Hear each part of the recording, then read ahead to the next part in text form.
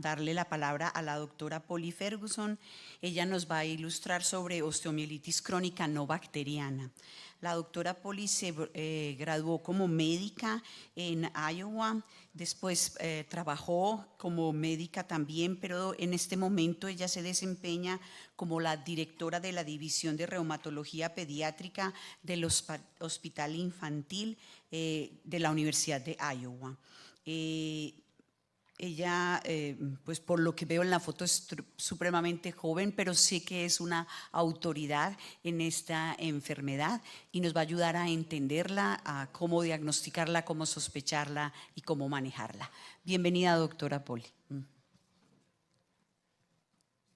Vamos a tener la conferencia pregrabada de ella y después se nos va a unir para las preguntas. I'm going to talk to you about a practical approach to chronic non-bacterial osteomyelitis. I would like to thank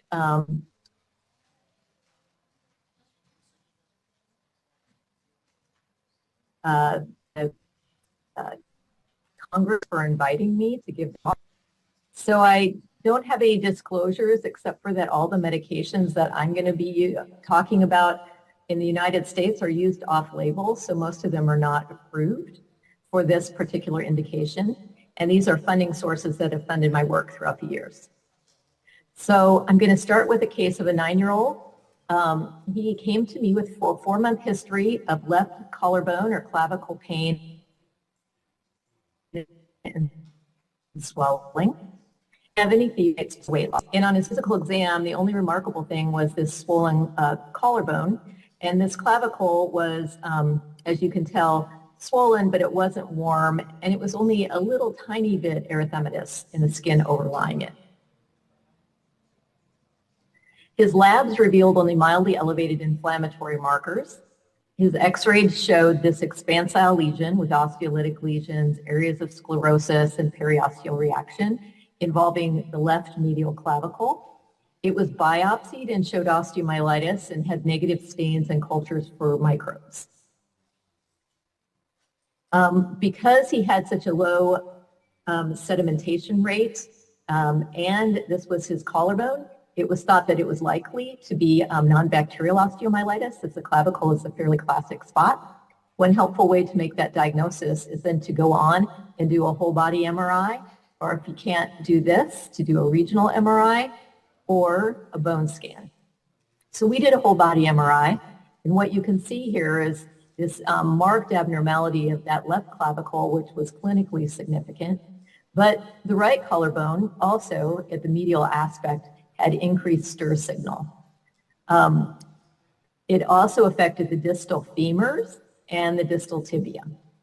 So the multifocal nature of this osteomyelitis, the sterile cultures, and the involvement of the collarbone are pretty typical for chronic recurrent multifocal osteomyelitis. And he was started on first-line treatment, which is with a non-steroidal anti-inflammatory drug, in this case, naproxen. So the history of chronic recurrent multifocal osteomyelitis really started in the 60s, 1960, when this connection between musculoskeletal and skin abnormalities was first identified. But it wasn't until the 1970s that Gideon et al. Really coined this term chronic recurrent multifocal osteomyelitis. And this is the term that's been used predominantly in pediatric rheumatology until recently, when people started using the term chronic non-bacterial osteomyelitis, as not every case is multifocal. These are lots of aliases for probably the same disease, and just it depends on who's taking care of the patient, what they call it. So in childhood, it would be CRMO or CNO. And in adults, they call this Sacco syndrome. And it may be the same disease, which is different manifestations in adults. Perhaps it's going to have a different pathogenesis, but there's marked clinical overlap. So if an adult presented with multifocal osteomyelitis and palmar plantar pustulosis, they would be called Sacco syndrome. Where that same child walked into my clinic, I would call them chronic multifocal osteomyelitis with palmar plantar pustulosis. Anyway, here is a whole bunch of other terms that can be used for this. So what is CRMO? It's an autoinflammatory disease. It occurs predominantly in children but can occur in adults. It's more often in females than males. Bone pain plus or minus fever is a typical presentation, and most do not have a fever. Unifocal or multifocal osteomyelitis is present, and it can be recurrent or can take a chronic course. X-rays like this, this is really pretty classic X-ray for CRMO, shows osteolytic lesions surrounded with sclerosis, abutting a growth plate. So the growth plate is here and here, involving more than one bone. So here, multiple bones are involved, as shown with the arrows. Cultures are negative, and there's no sustained response to antibiotics. It's more interesting, I think, than just the skin. I meant just the bone alone, in that there's association with other inflammatory conditions. So CRMO is associated with palmar-plantar pustulosis in around 10% of cases, with typical plaque psoriasis in up to 20% of cases, intestinal inflammation, more often Crohn's disease in 10%, and then other less common things, sweet syndrome, congenital dyserythropoietic anemia, generalized pustulosis, severe acne, inflammatory arthritis, and some will go on to spondyloarthropathy. Some forms of vasculitis, JDM, ocular inflammation have also been reported. So here's just a kind of schematic showing these overlapping diseases. So the skin diseases, palmar-plantar pustulosis, or PPP, is shown here. And you can see these pustules in various ages. Here's a fresh one, whereas here an older section is now desquamating, severe scarring acne, and then here's all the different forms of psoriasis that you can have, but plaque psoriasis is much more common. The differential diagnosis is growing pains, and I think the primary care providers really have a hard job to find the kids with CRMO out of all those who complain of limb pains, because the pain of CRMO is more often at night, just as growing pains could be. One of the things that should get people's attention is when it's unifocal. So usually growing pains are pretty diffuse pains of both legs. There's no abnormal labs and definitely not having fevers with this. But the other parts of the differential, most often it gets confused with infectious osteomyelitis. A clue to CRMO should be if there's low inflammatory markers, and then that use of some whole body imaging. We use full body MRI with stir images to find other sources. So multifocal osteomyelitis can occur with infections such as tuberculosis, but it's much less common than infectious osteomyelitis, such as from staph or strep, which usually involves one site. Multifocal infectious osteomyelitis often will prompt a look for an immune deficiency. Malignancy can be a mimicker, Ewing sarcoma, lymphoma, leukemia. We've seen leukemia and lymphoma in our clinic. I have not seen one Ewing's yet. Histiocytic disorders are important to think about. They can be looked at histologically and do extra stains for histiocytes like CD1A and S100. Hypophosphatasia, and less often, because it usually looks a bit different, would be polyostotic fibrous dysplasia.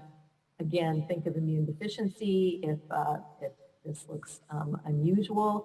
Scurvy, we've seen scurvy recently in kids with autism spectrum disorders who have very restricted eating habits, or are only eating minimal types of foods that don't have any vitamin C in them. And then there are syndromic forms of CRMO, Majid and Dira, which we're not going to talk about today. What is the workup of CRMO? So the laboratory studies really aren't very helpful. There's no diagnostic test. If you do a CBC, sed rate, and CRP, the white count sed rate and CRP may be mildly elevated, but they might be normal. If the sed rate is very high, I worry that there is ongoing Crohn's disease in this patient, so I look for a comorbid condition, or look for some other, look for malignancy, something that more serious. For the differential, you would want to get a vitamin C and vitamin D level, so the vitamin C will help you with scurvy. Rickets is rare here, but you would want to also make sure they're not very vitamin D deficient. Get an alkaline phosphatase to rule out hypophosphatasia. Uric acid LDH helps you with lymphoid malignancies. Biopsy with cultures should be done if the diagnosis isn't clear. The child I showed you at the beginning probably would not have gotten a biopsy if rheumatology would have been involved in the case early, because we would have seen that clavicle and then did a whole body imaging.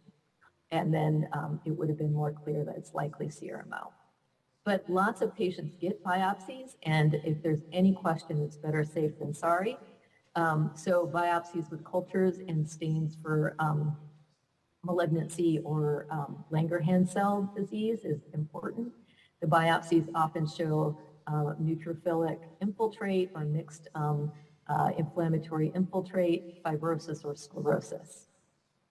An important first step is to get plain films of the painful site.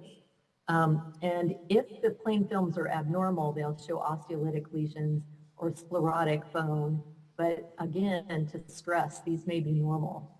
A dedicated MRI of the most painful site is probably the next best imaging modality if it's available. And then whole body imaging, MRI with STIR is just superior to bone scan. It's more sensitive. The problem with bone scan is the growth plates light up on the bone scan, and that's one of the spots, as you can see here, that CRMO likes to involve. So here's some more imaging. You can see some plain films. This is a plain film showing a first rib that is very involved. This is CT imaging here with a reconstruction that shows a clavicle that's mostly sclerotic, but has some of these osteolytic areas. You can see involvement of the sacroiliac joints as here.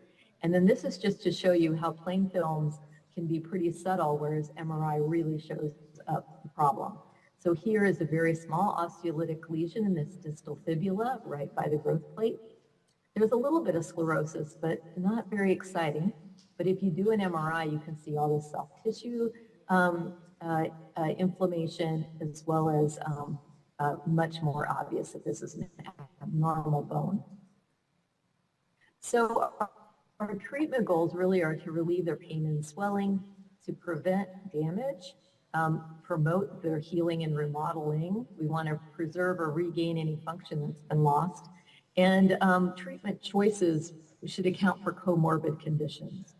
So if you have psoriasis, you might be more use a TNF inhibitor or a medicine that might help psoriasis too. And obviously we want to improve outcomes.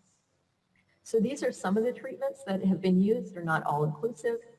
Just remember that there really isn't any well-studied medications for CRMO, so no approved medications. There really aren't, there's a few very small randomized trials, but most are open label and small. And what treatments are used really varies among experts and between specialists. So we really have some work to do with treatment. NSAIDs are usually the first-line treatment. Here we use naproxen or ibuprofen, but naproxen's a little bit easier to take because it's twice a day. There is a prospective open label trial that shows efficacy. I would say be careful with corticosteroids, because if you miss a lymphoid malignancy, you can change a leukemia from a good outcome to a worse outcome. Same with lymphomas. DMARDs get a fair amount of use, but in my hands, methotrexate isn't a very useful medication just because it takes so long to work, and the kids are usually in really quite severe pain. And even after it works its maximum, the data in the literature suggests it's not as robust as other choices. And then sulfasalazine has been used, but it's too, you have to just watch for side effects. Your severe allergic reactions like Stevens-Johnson type reactions, and then you can get neutropenia, so it just needs monitoring. And then cytokine blockers, most often TNF inhibitors, bisphosphonates, with more experience with midranate, but zoledronic acid is also increasingly being used. So non-steroidal anti-inflammatories are first line for most. That's what I did with this young man. So he got some naproxen, and what you can see is that he had a really nice response. Ultimately, we changed him to Celebux because he had some GI intolerance of his naproxen. But when we stopped the naproxen because of his GI intolerance, he flared, and that's why we put him on Celebrex, and then we got back to asymptomatic. Beck et al. Has done in 2012 a prospective open label study of 37 children. They were all German children with CRMO with naproxen, and 43% of that group had complete resolution of symptoms. The number of radiologic lesions during that one-year trial went from 184 down to 81, and 10% had to switch, and their switch was to sulfasalazine due to no response. Bisphosphonates, there's a couple of studies, an open label of 9 individuals and a double-blind placebo control of 12. So both of them predominantly used 3 days of midranate repeated every 3 months, and this one was until resolution. This other study did it at week 0, 12, and 24. Here, in the first study, they kept using this pamidronate regimen until the lesions resolved, and the average was 6 months to 90% resolution, and they were following these by whole body MRI. Once they stopped, 5 flared, the majority flared, but then they would just retreat. And here, the double-blind placebo-controlled trial was really underpowered. There just was small. So the only thing they saw statistically was decrease in disease activity score in the anterior chest wall from 5 to 2.5, and the pain score did improve. There's many retrospective reports of bisphosphonate use in CRMO, and it looks about 60 to 80% response is mostly what is reported. So vertebral damage is one of the things we worry about. And when that occurs, if there's a patient with vertebral collapse, I think that changes how treatment should be thought about. Our standard is to use bisphosphonates in these patients to try to rapidly change the bone towards building and to kind of block that osteolytic action. So sometimes there's some reports that with treatment, you might even improve the vertebral body height. Now, this is a patient I saw for a span of 5 years. I still see her, and had all of these very damaged vertebral bodies. She got treated with bisphosphonates in the early years and then was switched to a TNF inhibitor. So you can see over time that just these vertebral bodies started to heal and actually regained height. So this is possible, but it's only in a small minority. What do you do with treatment? So many people have lots of different ways of going about treating this disorder. So we did a survey to see how physicians in the CARA group treat CRMO. And this was asking about second line because everyone was using NSAIDs as first line. But there are reasons for not using an NSAID first line, where if there was a pathologic fracture, damage at a growth plate, involvement of the mandible pushed some of them to go to second line treatment right away, and as well as the clavicle. So what did they choose? If they, when they did choose a second line medication, is over here in red, and you'll see that this does not equal 100. So some things are used in combination. So methotrexate and TNFs can be used together. And then some people will choose different things depending on the patient and parent preference. But Methotrexate, TNF inhibitors were the most used second-line agent by the care physicians. Bisphosphonates in about 45%. So this is true not only in the United States in the care groups, but also in Europe. This is Eurofever data, and it's over 1,000 patients with CRML or CNO. And what you can see is nearly everyone would pick an NSAID for treatment, and probably this additional percent, the 7.5%, may have been somebody who had a high-risk lesion, for example, a vertebral body fracture. But they used glucocorticoids next. There was a lot of antibiotic use, and this was just at the beginning when the diagnosis was not clear, but almost 40% were getting antibiotics. So you can see it just depends on where you're at, what treatments are used first, and sometimes it has to do with what the health system will pay for. So there are health systems that you have to use bisphosphonates first and that you can't get TNF inhibitors, and some that have it vice versa. So this is a UK cohort. They had 131 patients, a retrospective review. They used the Bristol criteria. And nonsteroidals were used in 81.7%. They go to bisphosphonates next, and so they had almost 68% bisphosphonate use. And here's their response rates. They reported a 57.6% response rate. This is not complete response. About almost 70% clinical response with bisphosphonates, less if you look at the radiologic response. Methotrexate was lower in the 40s. Corticosteroids are quite high response, and especially the TNF inhibitors also had good responses.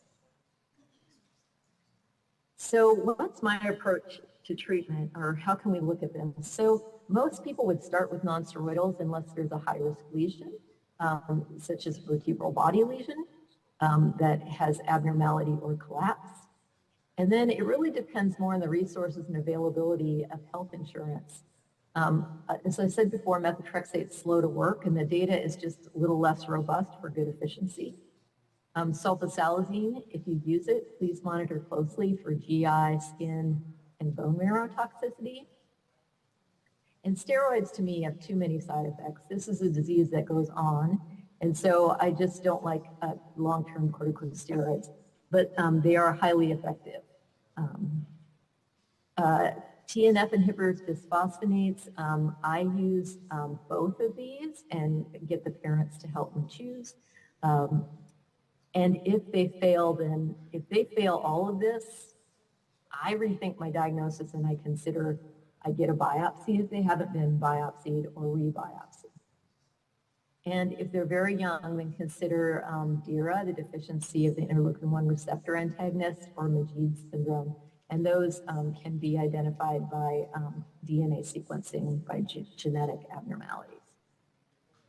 So we don't really know what's the best second-line treatment. And so people got together with the CARA group, and it really was an international group that ultimately came together to decide how could we compare this? Could we develop some treatment plans that could be followed, and individual physicians would choose the treatment plan that best fit their style and the patient's need. And so they came up with really 3 treatment plans. A was a non-biologic DMARD if they failed an NSAID, like methotrexate or sulfasalazine. Treatment plan B was a TNF inhibitor plus or minus methotrexate, and the methotrexate was typically used in low doses to prevent the development of anti-drug antibodies. And plan C was bisphosphonates. And then there were optional add-on treatments. Some people would use prednisone not to exceed 6 weeks as a bridge, and NSAIDs were okay for all arms to continue. So this is something that we now have a platform to collect data for, and so it will be nice to see which of these is better. Long-term outcomes is really difficult to get by retrospective studies, and the data is kind of all over the place, so it usually has a waxing and waning course. This is that how persistent this is may be well over a decade in some. So these are different lengths of follow-up and different cohorts where you have from everybody having problems to nobody having problems and somewhere in between. But it seems it's more like long-term issues. It's more in this 20 to 25% group would be, I think, what most studies look like. And then also these vertebral fractures and leg length discrepancies are things that can be quite a problem long-term. Just showing you how things do heal over time. This child was left with a bowed femur. So this was her most problematic bone, but she did end up with some bowing. And then the choir registry has been, Dan Zhao at Seattle has taken the lead on this. So it's an international effort to provide a place that we can all collect data and so that we can get prospective outcomes. So in summary, chronic recurrent multifocal osteomyelitis is an autoinflammatory disease. There are comorbid conditions that include psoriasis and inflammatory bowel disease. There aren't any approved medications. There's no diagnostic test except for in the rare syndromic forms. Prospective data on treatment effectiveness and outcomes is limited, but hopefully will improve as we develop prospective registries. And we need validated diagnostic classification criteria. There are criteria, but they just haven't been validated in a separate group. And now there's an OMERACT group trying to help to establish some criteria, which will help us with future studies and outcomes. And these are my acknowledgments at the University of Iowa. Many collaborators at the NIH have been key collaborators for me. Funding include the Marjorie K. Lamb and family, and then International Pediatric Rheumatology Community. And this is just partial list. I couldn't include everybody, so that's what the many more is about. Thank you for your attention.